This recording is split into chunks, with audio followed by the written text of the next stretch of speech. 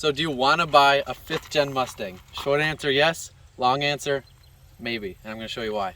So this is a 2006 V6 Ford Mustang Deluxe. It's the highest end you can get, obviously, other than the V8, but like the interior and everything is the highest you're going to be able to get with the leather seats. So obviously here's the front. It's got the nice grille, it's got the brights right there, and it's got the headlights right there. They look really nice. And then as you can see, the fender gets a lot of bugs and stuff because it's such a straight up fender. Or bumper, I mean. And then if you come over to the wheels here, I believe they are 19 inches. And then these wheels are aftermarket. They're about $300 a piece on American Muscle. And then these black side skirts, they come with the car. It's a little dirty. And then you have the Mustang emblem right here. And then stock, the Mustangs come with an antenna about that big. This is about 20 bucks on American Muscle. To get it shortened, it's really easy and simple to do that. So this car you're looking at has about all the modifications, like all the basic modifications that you want. It's got a cold air intake. It's got a magma flow exhaust system that has 2 exhausts. So I'll come and show you guys that. So if you look on the back here, the taillights are slightly tinted, and then also on the sides here, these little things are tinted. They used to be red. It makes it look a little cleaner. And then if you come back here, both of the exhausts, on a stock V6, there's only one exhaust with a big muffler. This is a whole exhaust system. So there's one exhaust going into 2. I think this is an X pipe, and then it still has cats, still has the resonator, just no mufflers. And then obviously it's just a big magma flow exhaust system, so it sounds pretty good. And then this is the emblem for the V6. Obviously, if you were to get a V8, it'd be GT.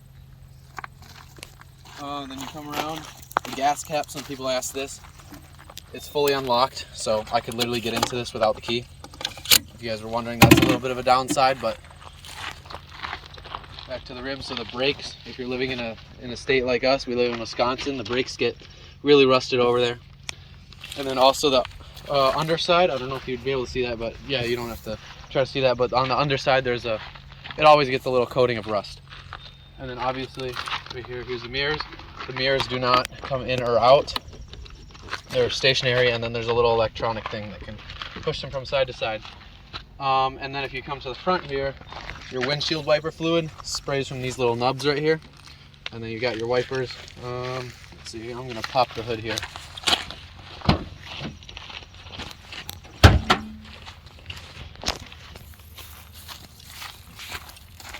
And then when you pop it, and then you stick your hand under the little notch, and then it's just the basic little stand right there. So that's your V6 motor. The stock Mustang would come with one of the stock intakes. This is a BBK cold air intake. It's about 3 or 4 years old, and it's still looking pretty new. And then the battery sits up on the top left, and then you got your radiator and stuff here, obviously. And then the best thing I see about this car is the engine room. In most cars, you'll have a little engine. Back up a little bit. You'll have like an engine that's really enclosed. You'll have the engine halfway under the car. Everything is right here. It's a big, long, just hood for a car. And then also, don't zoom in or anything, but the water pump is right there. On a lot of cars, the water pump is like under the dash area. It's like a $2,000 repair if the water pump goes out. On this car, if you were to take it in, it's only $500 to get the water pump repaired, which is just insane. Because most cars would literally be like $2,000 or $3,000. This car has 88,000 miles right now, 88,500. I bought it about 15,000 miles ago, about a year ago. The only issue I had to replace the thermostat housing, which it like broke the seal. So the thermostat housing on the Mustangs are plastic, and then the seal broke and it sprang coolant. It wasn't that big of a deal. It was only about 200, 300 bucks to fix. And me and my dad literally did it ourselves. So it's not that big of a deal. And that's the only issue I've ever had with this car for 1 year and 15,000 miles of very hard driving. So as you can see, it's got it's just a coupe. And then it's got the frameless windows, which are really nice. When you go and close the doors, come in a little bit, they pop up on their own and they come out like this. One issue that the Mustangs have, there's a couple issues with the door. So for starters, this stuff peels. I actually tried to super glue it today. It's a little bit of an easy fix if you get the right kind of stuff. And then another issue is you get your lining cracking right here, which isn't that big of a deal because it doesn't really do much. And then when it rains, water will actually get in this metal part right here. It won't get in the inside of the car, but it will get in here. You'll see water drip out a little bit, and that's why this is a little molded over. So it's got the Mustang emblem right there, and the floor mats have Mustang on them, all that kind of stuff. So for the deluxe version, the driver's seat is electronic like that, and it's got this thing to pump out the backrest, and then it's manual backrest. So if we come in here, here's the center console. It's pretty decent, maybe about 8 inches of depth in there. I usually put my wallet and change in there and stuff. It only has 2 cup holders in the entire car, so that's a little bit of a downside. Then you have your handbrake right here, and then it's an automatic, so there's your shifter right there. That's how the automatic shifter looks. And then that screen right there is aftermarket. It usually comes with a radio. Yeah, so that's about $200 for a screen right there. And then you got your steering wheel, looks pretty nice. And then here's your dashboard, the speed is on the right. And then all the other stuff. There's the RPMs. And then if you can look in the middle there, there's all your gauges. I'll have to show that later. Okay. And then for the back seats, very, very minimal legroom. You cannot comfortably fit 4 people. You can comfortably fit about 2 people in this car. The back seat, it's got bucket seats, so you can't sit anyone in the middle. It's got like a saddle thing there, so it's just 2 bucket seats. All 4 of the seats are bucket seat designs. And then there isn't really many issues in the interior because it is so basic. They did put all their money into the bodywork and stuff like that. So let's look in the trunk. It's kind of messy, but for the trunk, the room in the trunk, it is enough room for a big run of groceries. I've gone to Costco a couple times. As you can see, I have a ton of stuff in here. Back up a little bit. So I have 2 chairs, about 10 footballs, a bunch of basketballs, fishing stuff. Literally everything's in here, and I've still more room. And then the spare tires underneath that kind of stuff, had to use that. Tire went out. But yeah, so then the taillights, if you get them stock, these 2 will light up for your blinker. What I have is a blinker that is the sequential blinker, which is pretty nice. I'm actually going to start it up here if you want to stay back here. So this is not a cold start, but it is a start.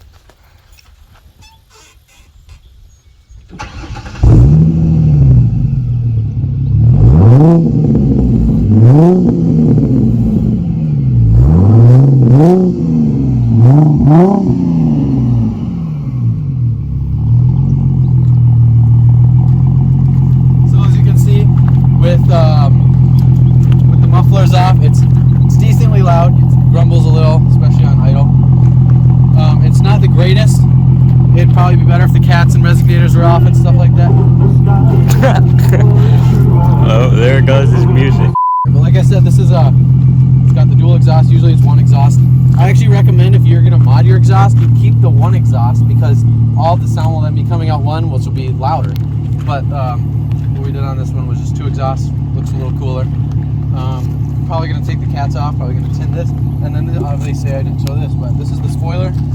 It's pretty nice. It comes about 1 inch or 2 off. It's not that big of a deal. If you don't really want to go any bigger with spoilers on Mustangs. Like, it's just stupid. You want to put the blinker on? Yeah. Is it working? Oh, I think that one's out.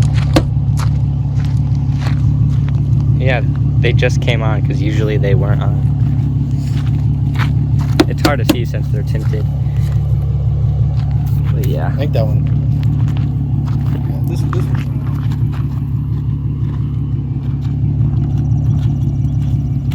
Yeah, there's a sequential. That one is out.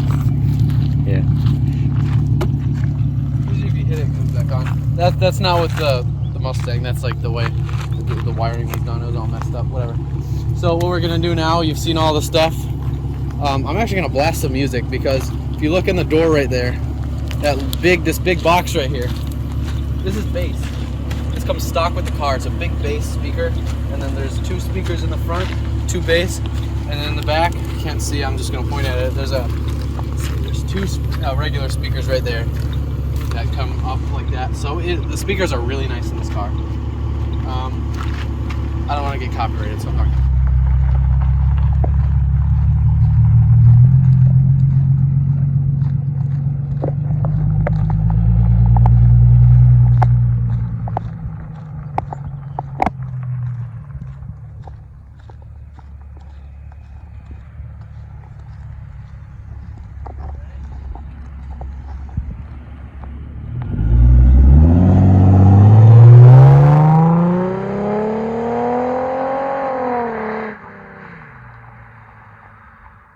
The car is quite loud. I can hear it from all the way right here. And he's not even over the hill yet. There he goes.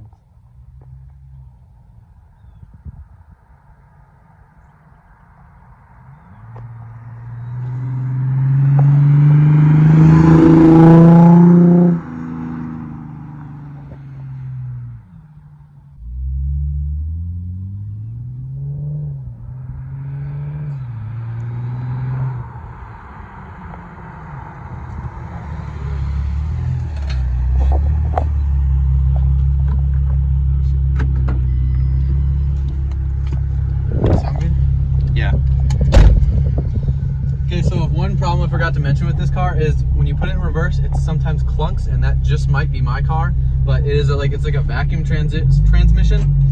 So since it's a little bit of an older transmission, it clunks in reverse, but driving is perfectly fine. And then turning on this car is amazing. It's a lot better than normal cars. The acceleration, you're not going to be faster than V8 Mustangs. You're not going to be faster than all that kind of stuff. You'll probably be smoked by a WRX or something like that, or you might keep up with them a little bit, but you will dust normal cars. It's a decently fast car. As you can see here, I'll do a little bit of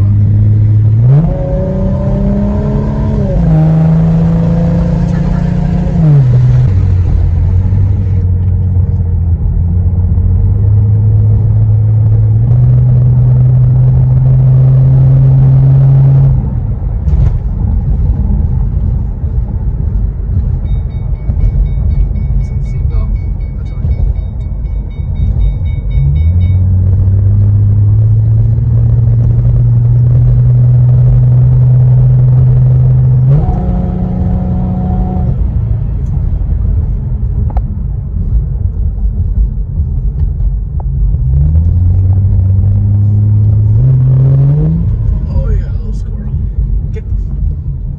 So, yes, it can do a burnout. I know it's a question a lot of you, probably high schoolers looking to buy this car have. It can do burnouts, even the automatic one. Usually it's not too good for the transmission. We'll do one quick here.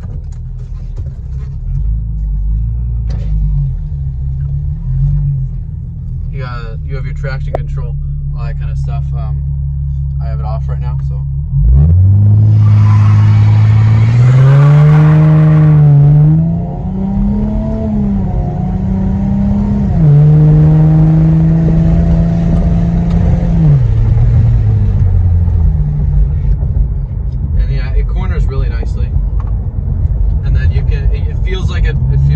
Like a race car kind of thing. Like you can feel the road.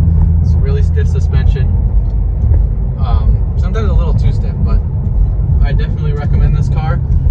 For people, if it is in your budget, I would never buy this car if it's above like 120,000 miles. I bought it at like 75,000 miles, which is about right. Anything higher than 110,000 miles, you just probably shouldn't go for it.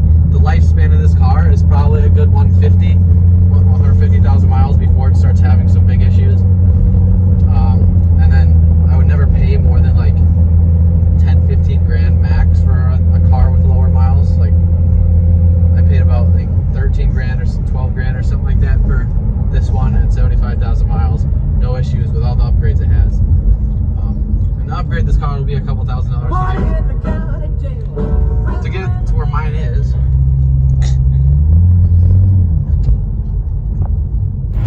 One thing I forgot to mention while driving home is it does have cruise control. It has a lot of, it doesn't have many modes. Like I said, it's got the traction control and stuff like that. You can see everything on the dashboard right there. It's not as advanced though. It doesn't have any PSI or anything like that. It does have those gauges up there. And then the miles per gallon, I forgot to talk about that. So if you're driving like a normal human being, you get about 21 on average. It's like 26 on the highway, and then about like 20 or like 19 in the city. But if you drive like a Mustang driver, which you probably will, you'll average about 18 or 19. Because like I'll be honest, I'll gun it at like half of the stops I'm at. I'll gun it a little bit, like speeding up to 60 miles an hour or something like that. Get onto a highway, I'll gun it, and that drops my miles per gallon, and I get about 18 to 19 on average. But if you drive normally, you get about 21, 22, anything like that. One more thing I forgot to talk about is safety. So I don't quote me on this, but I think it's a 4 or 5 star safety rating. Has airbags. I think it has side head airbags, obviously steering wheel and passenger airbags. And then this is one of the safest cars you can be in a crash. So if you're trying to convince like your parent to let you get a Mustang or something like that, and there is no reason for safety. The Mustangs are safe. Just because they are small does not mean they are not safe. The roll cage on this car is proven to be much safer. It's like the steel in it. It's way better than any minivan or something like that. Way better than any Honda, any SUV. This roll cage is like a race roll cage almost. It's like straight steel. It's very safe. And then the hood of this car is so long that if you get in a head-on collision, you probably won't get a scratch on your body. While if you were in a van or an SUV with one of those short engine bays, you'll probably get injured. This, like, you are about like 6 or 7 feet from the initial point of crash, and that guy is gunning it. But yeah, this is I'll do a little highway pull.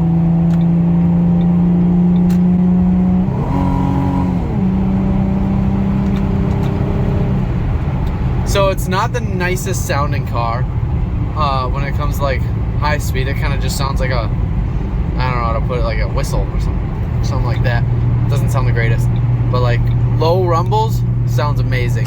I'm planning on doing a cat delete, so stay tuned. Make sure to subscribe to the channel because I'll be doing a lot of upgrades and stuff to this car, like cat delete, that kind of stuff. I'll make sure to show the progress on it, as well as my buddy's Cobalt. We're going to be doing a lot of stuff to that, and then we're also going to be showing the progress of my other friend. He's going to get a 350Z, so make sure to stay tuned for all that.